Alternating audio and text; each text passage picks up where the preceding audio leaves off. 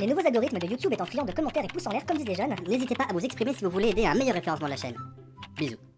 You were never really here. Enfin, franchement, c'est chaud à dire, faut autre chose. Quelque chose français, bien percutant. Pourquoi pas le titre du bouquin, tu n'as jamais vraiment été là? Moi, je trouve que ça sonne vraiment comme un film français chiant, ce titre-là. Ouais, c'est pas faux.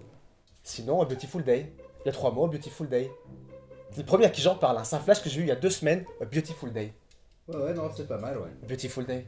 Ouais, c'est bon, c'est bien. Ah, A Beautiful Day. Ouais.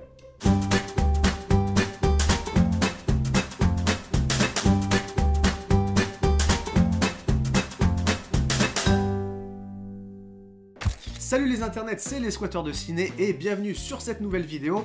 Et j'ai bien envie de te dire bienvenue mon cher Thomas, à toi aussi. Bah du coup j'ai envie de te répondre bienvenue mon cher Thibaut. Voilà, quelle courtoisie aujourd'hui, mais ça me dingue hein. Donc les gens, on a squatté pour vous cette semaine A Beautiful Day, la dernière sensation canoise. Voilà, et puis avant de vous balancer la traditionnelle petite vidéo de présentation qui va bien, on tient à vous préciser que cette vidéo va spoiler sévère. Alors maintenant que vous êtes prévenus, on enchaîne Eugène. Merde, voilà un lancement que n'aurait pas renié Guy Lux à la grande époque d'Interville. Bon allez du coup, top à la vachette.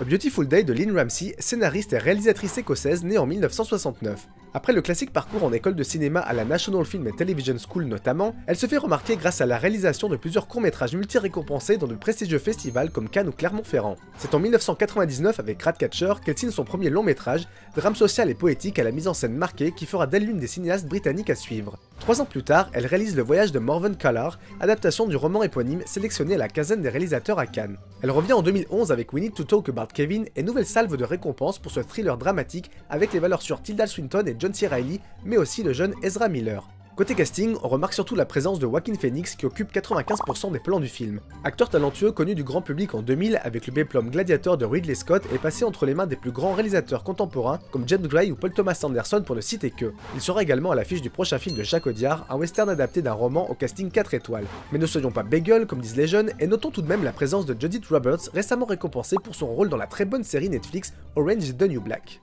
Voilà une présentation comme je les aime. Et ben moi ce que j'aime bien aussi chez toi Thomas, c'est ta façon de pitcher les films, alors vas-y, je te laisse le champ libre. Écoute, pas de soucis. En fait, le film nous raconte l'histoire de Joe, qui est un vétéran de guerre, qui reconvertit en tueur à gages, qui va se retrouver embauché par un sénateur des États-Unis pour aller sauver sa fille des griffes d'un réseau pédophile. Mais évidemment, sinon il n'y a pas de film.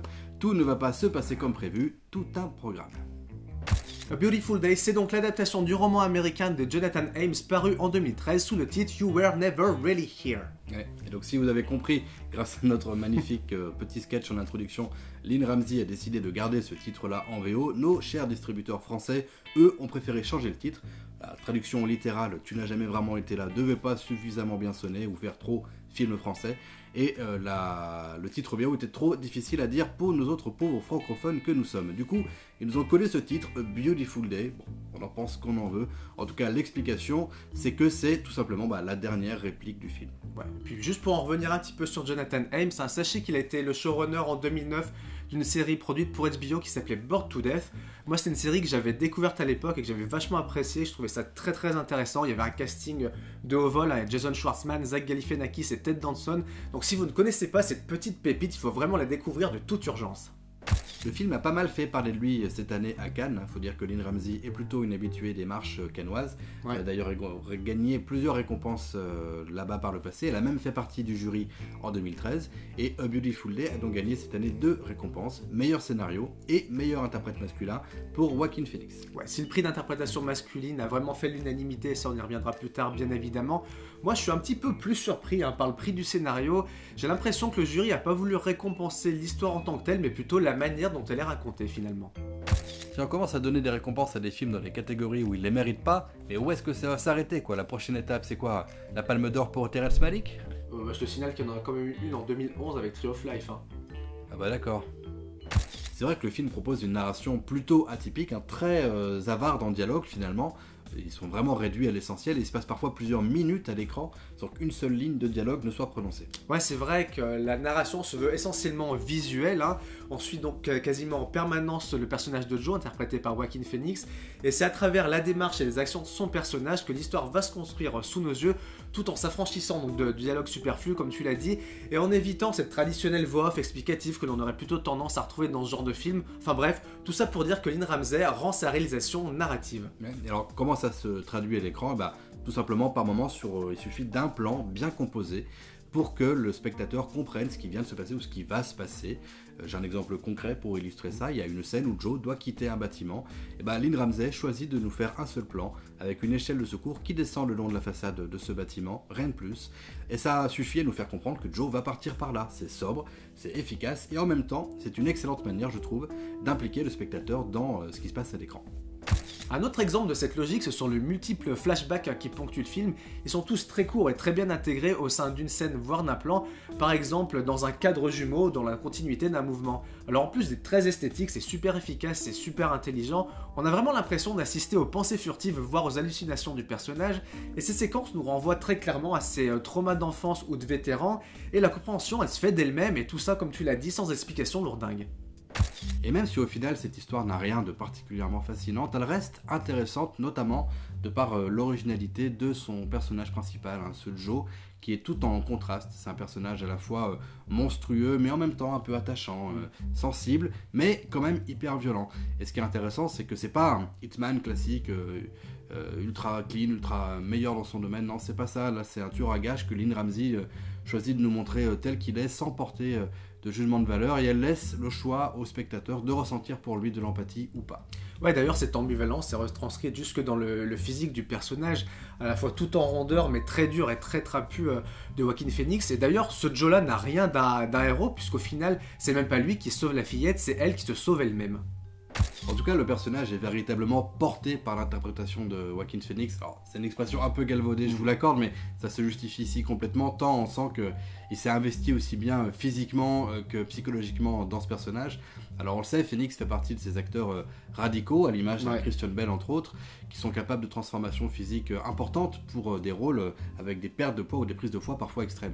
Ouais, c'est vrai qu'il a un jeu très physique et très marqué, c'est peut-être aussi d'ailleurs ce que lui reprochent certaines personnes qui trouvent que c'est un comédien qui en fait des caisses. Ça je peux le comprendre, soit on aime, soit on n'aime pas. C'est un peu ce qu'on dit du jeu de Nicholson, enfin bon, faut avouer que question acting, le mec se pose là. Enfin bon, quoi qu'il en soit, Phoenix il est toujours très très juste dans sa partition, il est quand même tout en retenue, on sent vraiment que son personnage est comme une cocotte minute qui est prêt à exploser, et que finalement les seules actions salvatrices il les trouve à travers ce qu'on peut appeler son travail, quoi. Moi je crois que ce qui m'a vraiment saoulé avec ce personnage, c'est son côté hipster 2000 avec sa casquette, sa grosse beubare et son sweat à capuche. Bah quoi? Non, rien. Le film est aussi pas mal référencé à d'autres œuvres cinématographiques. Évidemment, si vous l'avez vu, vous n'avez pas pu passer à côté des références aux Psychoses de Alfred Hitchcock, notamment parce qu'à un moment, la mère de Joe s'endort carrément devant le film, et Joe lui-même, un peu plus tard, va faire semblant de lui donner des coups de couteau en imitant la musique, la fameuse musique de Bernard Herrmann. Et de manière un peu plus subtile, c'est vrai que dans ces deux films, on a affaire à une relation un peu ambiguë entre une mère âgée et un fils avec des tendances, disons, quelque peu meurtrières. Alors on l'a vu aussi, bien évidemment, le film a été comparé à Taxi Driver de Scorsese. Alors mis à part une ou deux analogies, le fait que l'on retrouve un vétéran qui trouve son salut dans la violence, ou que les deux histoires mêlent des réseaux de prostitution infantile, je trouve que ça va guère chercher plus loin. Enfin, j'y vois plus un coup des marketeurs qui étaient prêts à tout pour vendre ce film. Et c'est peut-être ça qui m'a finalement le plus dérangé, c'est la manière dont il a été vendu, ce film-là, et qui est finalement très symptomatique de notre époque. On a vu fleurir cette année très souvent et très régulièrement des affiches de films avec des critiques qui étaient sorties de leur contexte et qui étaient posées sur les affiches et écrites majoritairement plus grosses que le titre du film lui-même. Ouais, on a eu droit de mémoire à ça sur La La Land et sur Seven Sisters, pour citer quelques, quoi. Ouais, je trouve ça hyper dommage parce que par ce procédé un peu à la con, je trouve, on a un peu tendance à vouloir conditionner le spectateur en accolant systématiquement le film à un chef-d'œuvre qui a été fait un peu dans la même catégorie. Alors ça rassure le spectateur peut-être et ça rassure le service marketing aussi par la même occasion. Mais je trouve ça con parce qu'au final c'est dommageable pour le film parce que ça l'empêche d'exister par lui-même et de s'affranchir de ces étiquettes qu'on essaie de lui poser. Moi je trouve ça complètement con comme procédé et aberrant à notre époque. Est-ce que tu crois que c'est pour ça que le personnage s'appelle Joe? Pourquoi tu te poses cette question? Eh ben, Taxi Driver, Joe le taxi. Si ça se trouve, Lynne Ramsay, c'est une grosse fan de Vanessa Paradis en fait. Je vois même pas ce qu'il faut répondre à ça, quoi. Et puisqu'on parle de musique, un mot quand même sur celle du film, qui est signé par nul autre que Johnny Greenwood, le guitariste du groupe Radiohead, mais qui n'en est pas non plus à son coup d'essai, puisqu'il avait déjà signé les bandes originales des 3 derniers films de Paul Thomas Anderson. Et cette musique, en plus d'être particulièrement obsédante et de participer un petit peu au malaise ambiant tout au long du film, elle a une particularité, c'est qu'elle intègre des bruitages dans ses compositions. C'est-à-dire que par moments, ça va perdre un petit peu le spectateur. En tout cas, moi, je l'ai vécu comme ça personnellement, où il faut parfois quelques instants pour se rendre compte que c'est le début d'une composition musicale qui commence. C'est pas un bruitage intégré au film de manière intradiégétique. Ouais, c'est vrai qu'il y a un énorme travail de manière générale qui a été fait sur le design sonore dans ce film-là. Et tout ça pour permettre de briser un petit peu cette omniprésence de violence à travers le film. Il y a une des séquences les plus marquantes du film qui est celle de l'assaut de Joe pour sauver Nina, qui est quasiment entièrement composée d'images de vidéos de caméra surveillance. Et à chaque changement de caméra, on a la musique qui va venir se caler sur l'image présente. Et ça va avoir pour conséquence de briser cette continuité musicale et par la même occasion d'installer une sorte de malaise au sein du spectateur. Et ça, c'est qu'un exemple parmi d'autres. Oui, cette scène dont tu viens de parler, c'est vrai qu'elle fait partie des plus marquantes du film, mais moi il y en a une autre que j'ai trouvée particulièrement belle, c'est cette scène où Joe va tuer l'homme qui vient d'assassiner sa propre mère, et on les retrouve tous les deux allongés au sol dans la maison à chantonner ensemble et à se tenir la main en accompagnant, Joe accompagne dans la mort ce mec. On en ressort avec une certaine tendresse un peu décalée, mais qui sonne bizarrement totalement juste, pour ces deux hommes qui finalement font un peu le même métier. Oui, et puis moi c'est pas très étonnant, hein. J'ai vraiment apprécié la scène subaquatique du film, cette sorte de représentation graphique de la renaissance de Joe, mais bon voilà, je vais pas trop t'étonner de ce côté-là. Non, évidemment.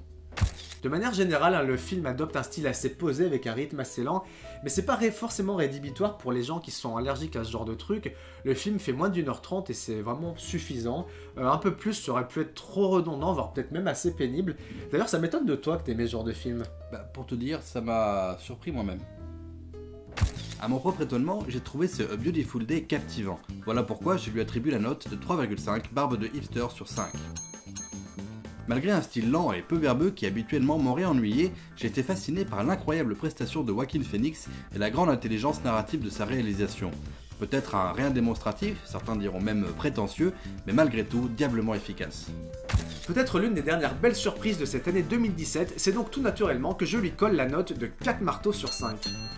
Lynn Ramsey offre à Joaquin Phoenix un rôle plus nuancé qu'à l'accoutumée dans ce polar sec et tendu, avare en dialogue, mais qui implique davantage de spectateurs.